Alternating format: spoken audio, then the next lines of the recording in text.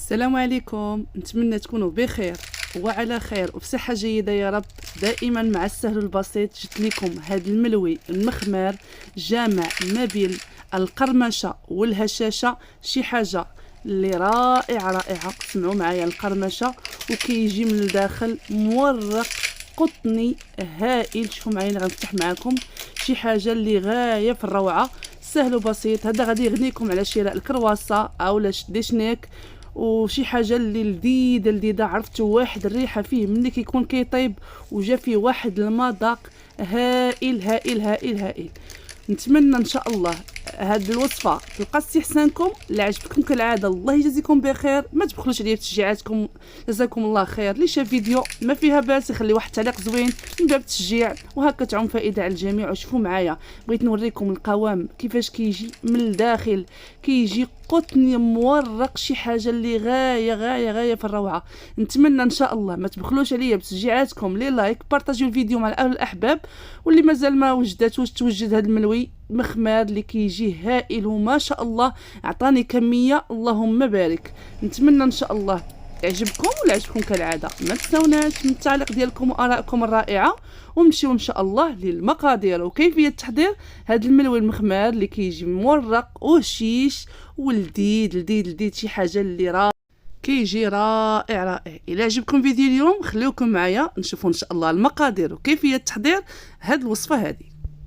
بالنسبه للمقادير عندي 4 كيسان ديال دقيق الفورز خاص بالحلويات، وعندي كاس ديال دقيق الفينو، يعني 4 كيسان نعبروا بكاس العنبه ديال دقيق الفورز خاص حلويات مع كاس ديال الفينو، 2 معالق ديال السكر، 1 خماره ديال الحلوى، وعندي معلقه ما تكونش عامره بومبي ديال خميره الخبز، وعندي ربع كاس ديال الزيت، وعندي معلقه صغيره ديال الملح. هادو هما المكونات ديال العجين، وغادي نجمعو بالماء دافي.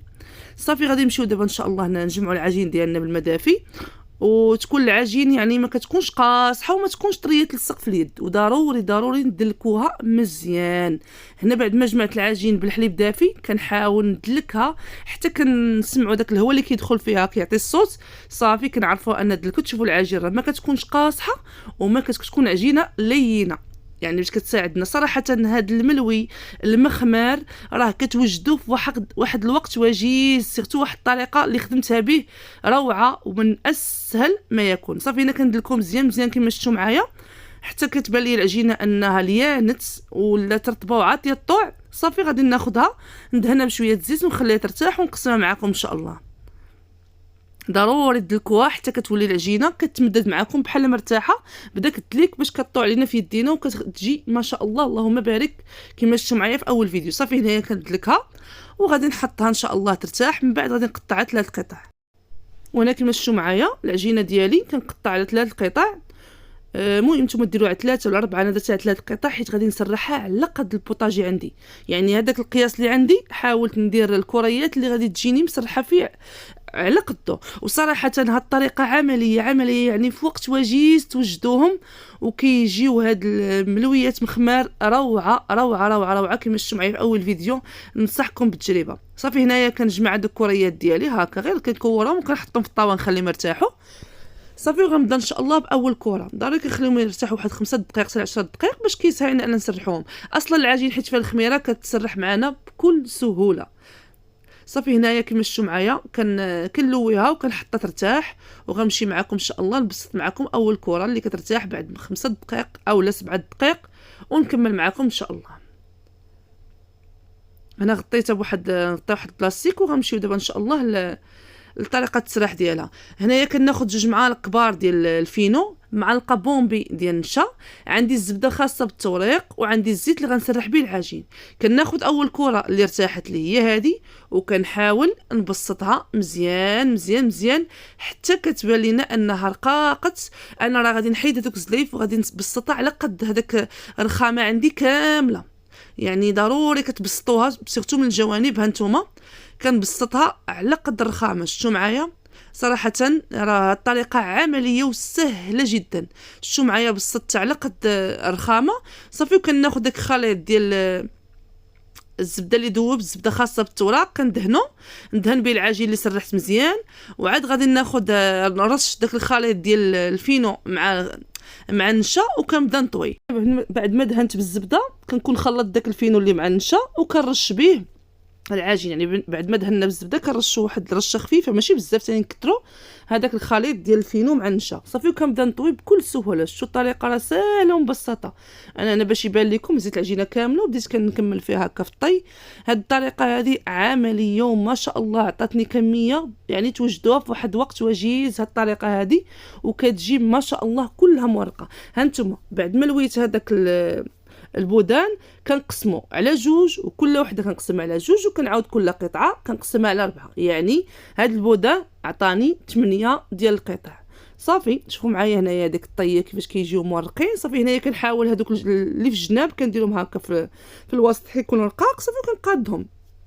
هنايا بالنسبه للطريقه بعد ما كنكمل هذوك جوج كريات اللي بقاو لي نفس الطريقه اللي شاركت معكم كناخذ هذوك القطع اللي قطعت ديال الحلابيل وكنبدا نحط قطعه فوق قطعه وكنجمعهم بحال القرص هكا. شوفوا معايا الطريقه واضحه جدا. كناخذ قطعه كنسرحها وكندير فوق منها القطعه الثانيه وكنحاول نجمعهم على شكل قريصات وكنحطهم يرتاحوا. من بعد غادي نقرصهم ان شاء الله ونديرهم في الطاوه. صراحه هادو يعني غير تشهاوهم توجدوهم في وقت وجيز. هنا بعد ما كملتهم كاملهم يعني كندير وحده فوق وحده وكنجمعهم على شكل هكا رغيفه. شوفوا معايا ما شاء الله انا كنقرص فيهم ودوك الفقاعات ديال الهواء كيطلعوا. يعني هنا دليل على ان العجين مورقه مهويه. النتيجه باينه من الاول انهم جاو مورقين انهم غادي يجيو رائعين. شي حاجه اللي تستحق تجربه.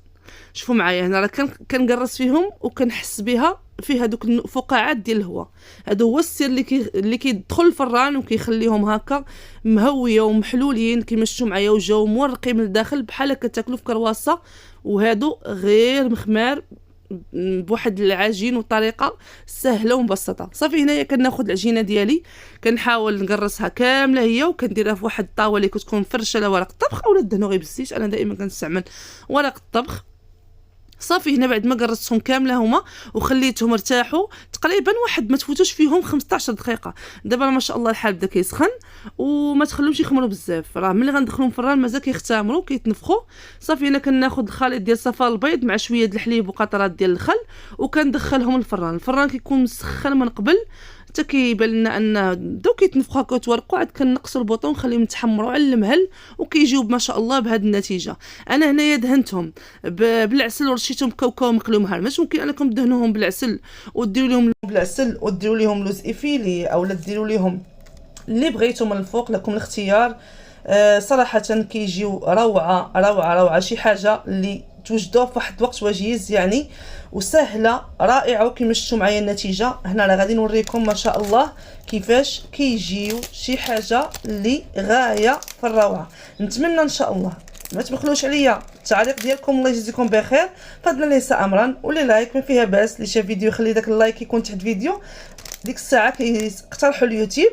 ونقول لكم ان شاء الله هنا الفيديو ديالنا كيكون شرف على النهايه. نقول لكم ان شاء الله نتلاقاو فيديو جديد ووصفه جديده ان شاء الله.